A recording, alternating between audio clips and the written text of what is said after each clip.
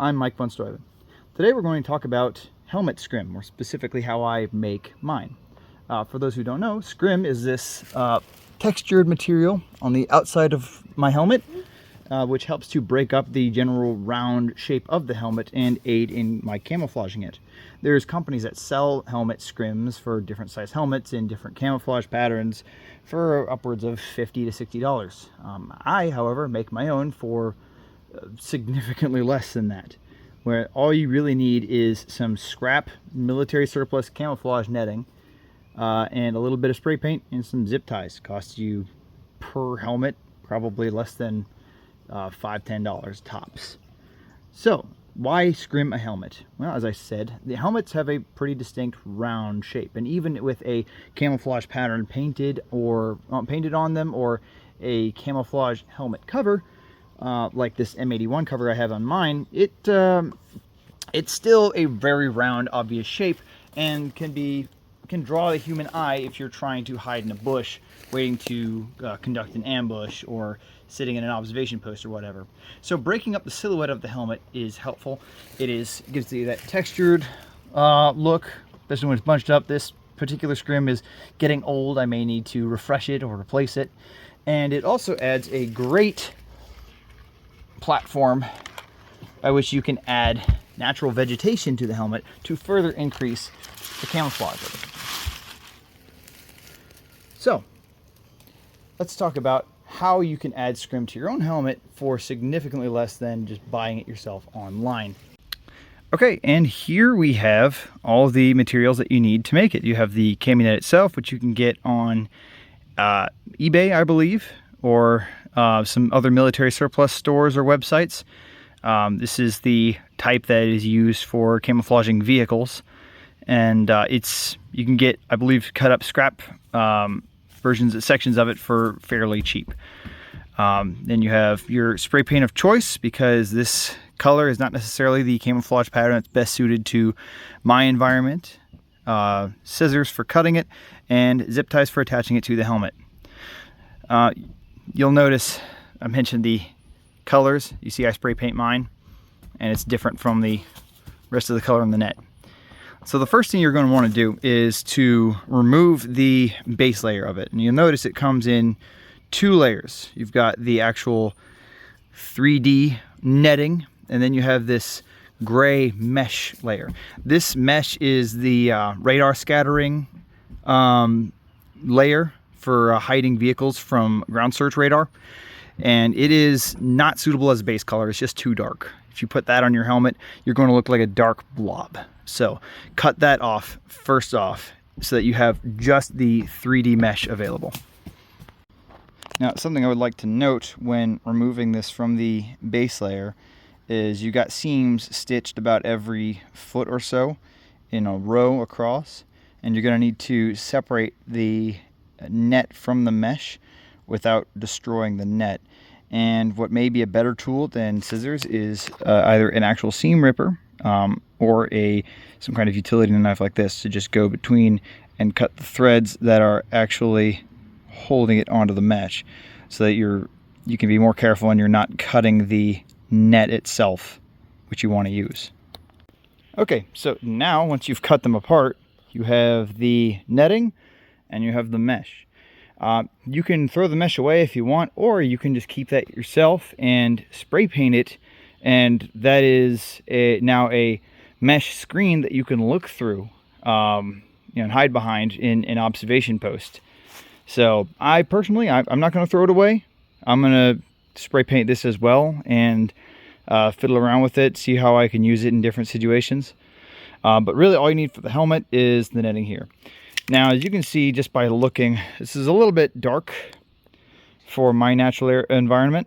So I'm going to hit it with some tan and some light army green spray paint real quick. Not too much, but I'm just going to mainly hit the darker areas. Give it a light dusting here, there. And just kind of make my own pattern. You don't even need to really be too anal about it. Just lighten it up a bit.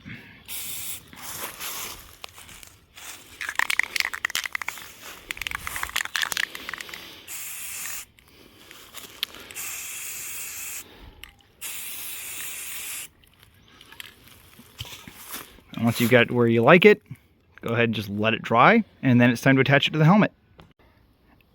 And to show you what I meant by reusing the mesh, here's the side that I painted for in a rural observation post where you're set up in woods like this and you want something to look through. You can see perfectly well through it. The other side, with or without optics, burning through it. And on the other side, I didn't paint it, intentionally left it gray.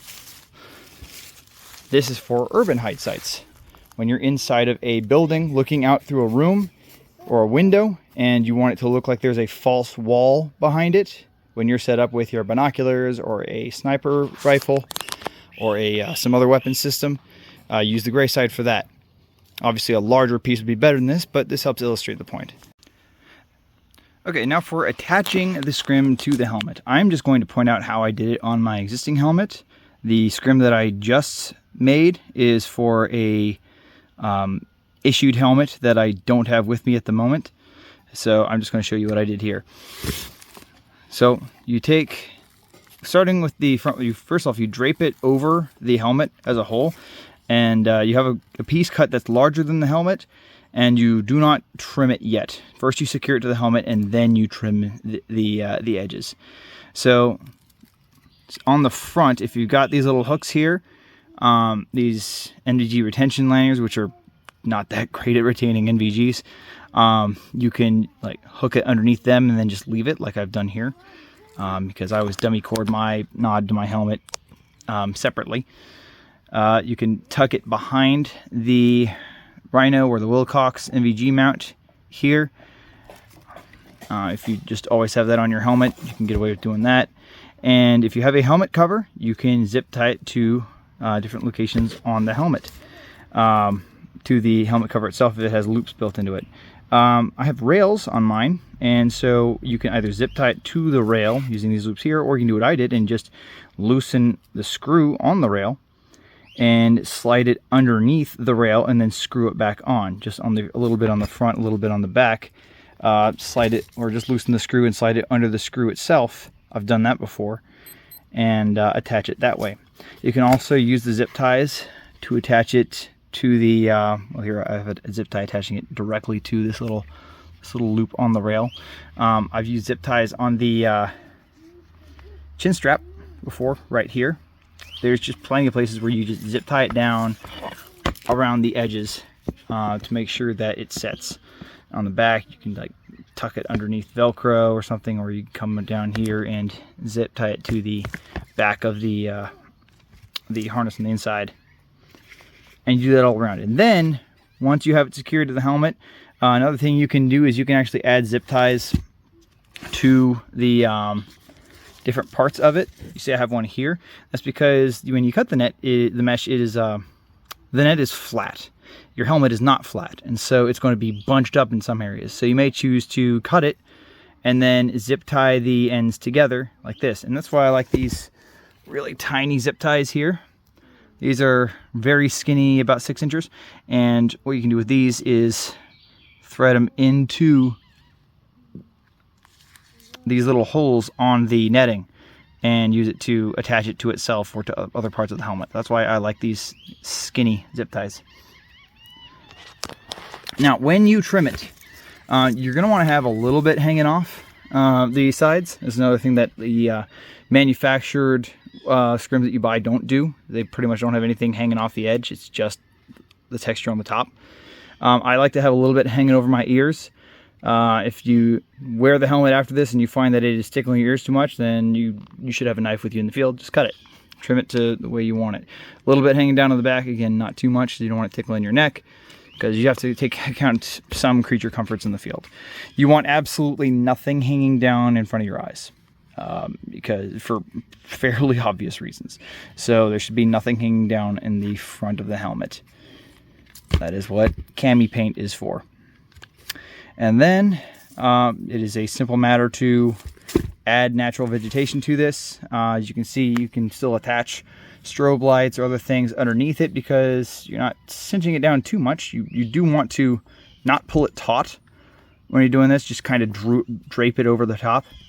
And then you can add, your lights, your patches, whatever you want underneath it, and it will not get in the way. You could even attach it directly over the top here and it wouldn't really get in the way of the Velcro. So that's it. That is how you scrim a helmet. I hope you guys learned something from this. Thank you very much for watching. Semper Descends.